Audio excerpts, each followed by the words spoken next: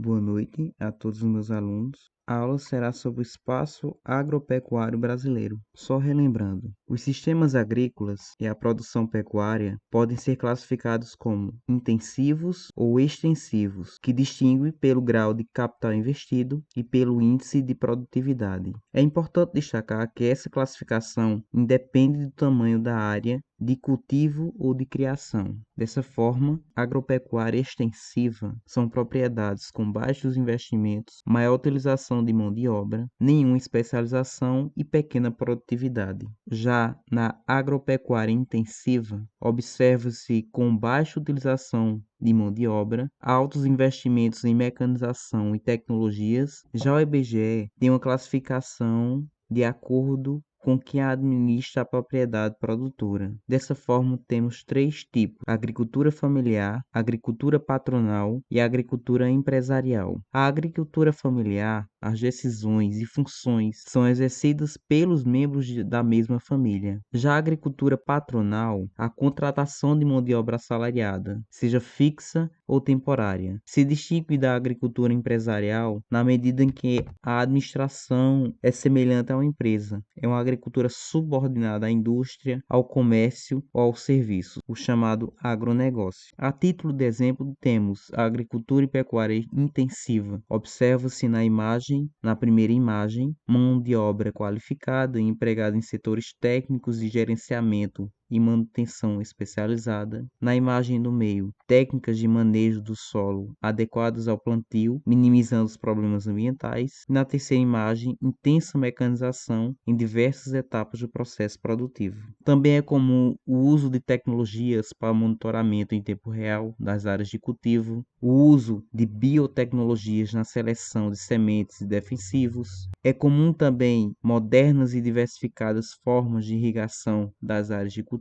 Também modernas técnicas de ordenha e armazenagem, no caso do gado, acompanhamento médico e veterinário regular e uso de técnicas de inseminação artificial para melhoramento. Já na agricultura pecuária extensiva, observa-se o contrário: uso de mão de obra numerosa, desqualificada e de baixa remuneração, ausência de mecanização, uso de tração animal ou mecanização parcial. As sementes não são selecionadas e são de baixo rendimento. Portanto, torna a essa agricultura ou pecuária mais vulnerável e dependente das condições climáticas, a problemas ambientais decorrentes de má utilização do solo, gerando uma baixa produtividade agrícola e maior exposição a pragas e doenças no cultivo. Acompanhamento veterinário, como é inexistente, torna-se vulnerável a doenças. Alimentação inadequada e insuficiente e perceptível pela baixa produtividade leiteira, com técnicas rudimentares de ordenha e armazenagem. Produtos agrícolas produzidos no Brasil. Os principais produtos. De modo geral, as condições naturais, clima, solo, são favoráveis às atividades agrárias, e isso propicia o cultivo de diversos produtos agrícolas. E conforme a periodicidade da safra, se classificam entre lavouras permanentes ou lavouras temporárias. As lavouras temporárias são áreas utilizadas para o cultivo de culturas de curta duração.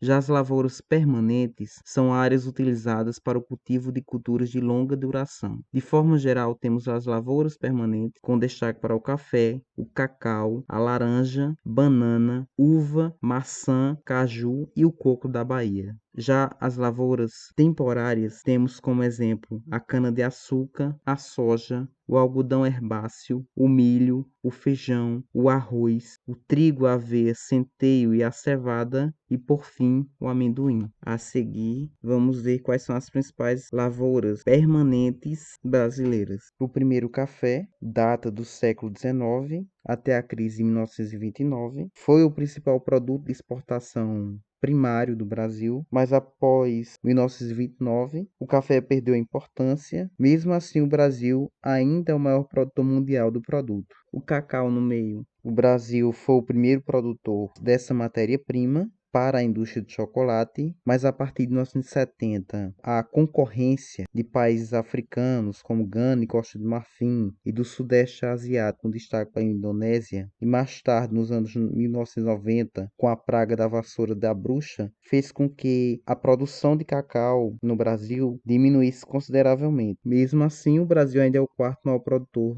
dessa matéria-prima. Com o cacau, é possível fazer a manteiga do cacau, o cacau em pó, a mistura manteiga mais o cacau, que forma o chocolate. E por fim, a laranja. A região sudeste é a grande produtora de laranja no Brasil. A região sudeste é a grande produtora de laranja do Brasil, com destaque para o estado de São Paulo. É voltado também para exportação, sob a forma de fruta e do suco concentrado. Quanto às lavouras temporárias, temos como exemplo a cana-de-açúcar. Ela foi introduzida logo nos primeiros anos de colonização, principalmente para a produção do açúcar na região Nordeste. Depois passou a ser cultivado na região Centro-Sul, que se tornou a maior produtora dessa matéria-prima. Na década de 70, com a criação do pró-álcool, a cana-de-açúcar foi voltada para a produção do álcool combustível e atualmente São Paulo é a grande produtora da cana-de-açúcar. Como produto serve para a fabricação do bioplástico, do biocombustível, de alimentos e bebidas e também para a produção de bioenergia. A soja.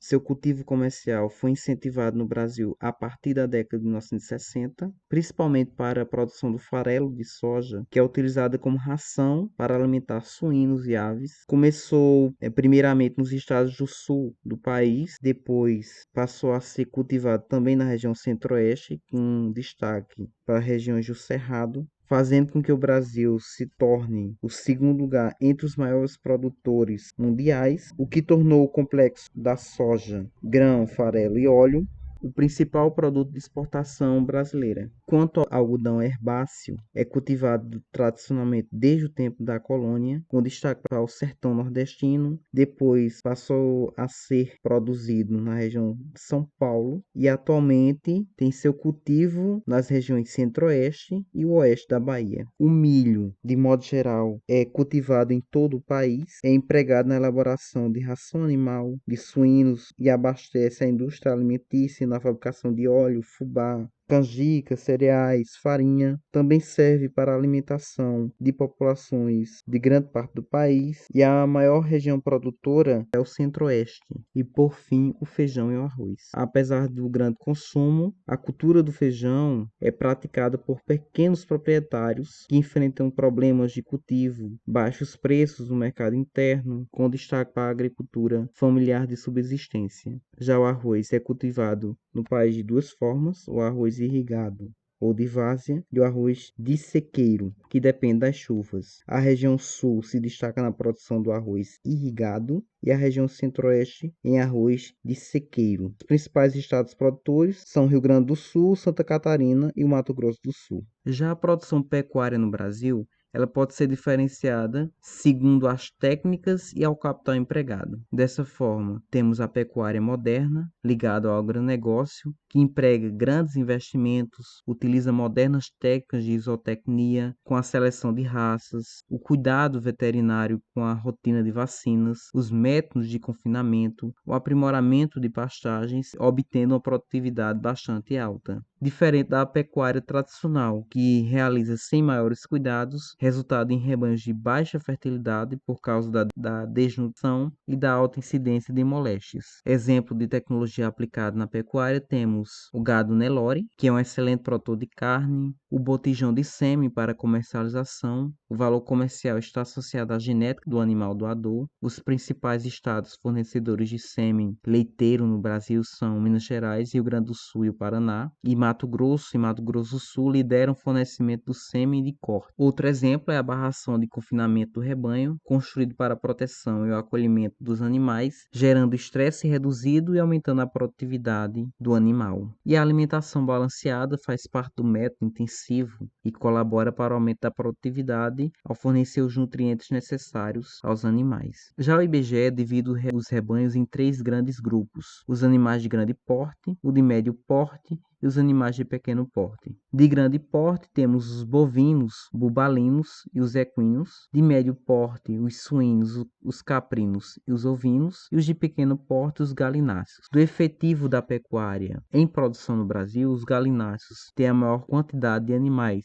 São 1.400.000 cabeças de galináceos. Seguido de bovinos, 214 milhões de cabeças. Suínos com 41 milhões e ovinos com 18 milhões. E por último, os bubalinos, os búfalos, com 1 milhão de cabeças. O agronegócio no Brasil. Primeiramente, o que é o agronegócio? Corresponde à cadeia produtiva econômica que compõe a atividade agropecuária. Trata-se de uma esteira econômica que vai desde a produção no meio agrário, passando pela transformação dos bens agropecuários em produtos industrializados até a comercialização destes. Desse modo, todas as atividades ligadas a esse ramo constituem-se como participantes do agronegócio. Como exemplos, as cooperativas, indústrias, centros de distribuição, disponibilização de centros de capacitação, formação de profissionais do ramo. E exemplos de produtos do agronegócio brasileiro é o suco de laranja, o óleo de soja, a lecitina de soja, o açúcar, o álcool, o café solúvel, carnes em conserva, etc.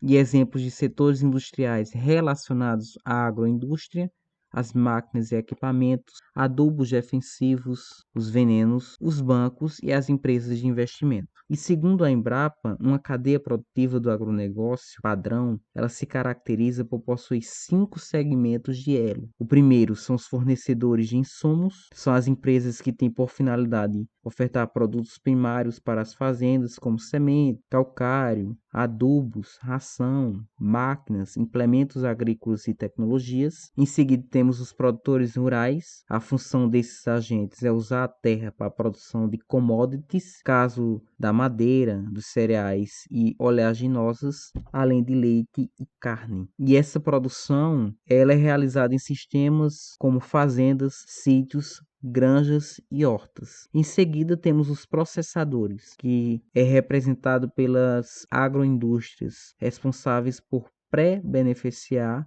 beneficiar ou transformar os produtos recebidos pelos agricultores. Exemplo: agroindústrias encarregadas pela limpeza, secagem e armazenagem de grãos, agroindústrias que padronizam e empacotam produtos como arroz, amendoim, feijão e o milho, e agroindústrias de transformação que processam determinada matéria-prima, transformando em produtos acabados, tipo óleo de soja, cereal matinal, farinha, álcool e açúcar. Em seguida, temos os atacadistas e os varejistas, que são distribuidores com função de abastecer redes de supermercados, postos de venda e mercados no exterior. E por fim, o mercado consumidor. Ele representa o ponto final da comercialização. Ele é constituído por grupos de consumidores. Esse mercado pode ser doméstico, se localizado no país, ou pode ser externo, quando em outras nações. Além das inovações tecnológicas, o agronegócio avança em razão de alguns outros fatores. O primeiro deles são as vantagens oferecidas pelo território brasileiro, tais como a grande área territorial agricultável e as condições naturais aqui disponibilizadas para o cultivo. O segundo fator são os amplos investimentos públicos e privados realizados no setor, que concentram mais de 75% das concessões públicas em termos de empréstimos, incentivos fiscais e investimentos diretos. A primeira grande crítica feita ao agronegócio parte de grupos ambientalistas que afirmam que a expansão ela acelera a cadeia produtiva e diminui a cobertura vegetal do país. Outra crítica é o processo de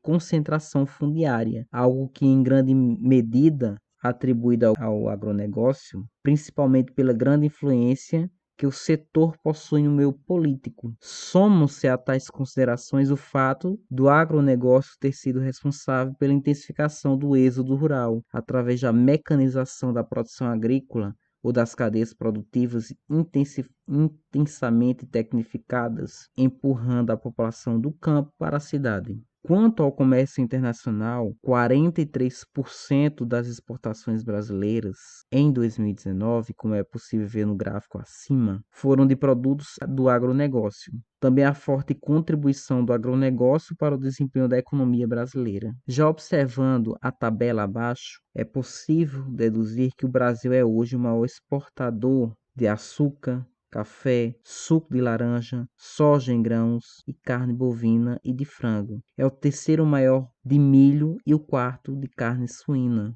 É também o maior produtor mundial de café e suco de laranja. É o segundo na produção de açúcar, soja em grãos e de carne bovina e de frango. E o terceiro na produção mundial de milho.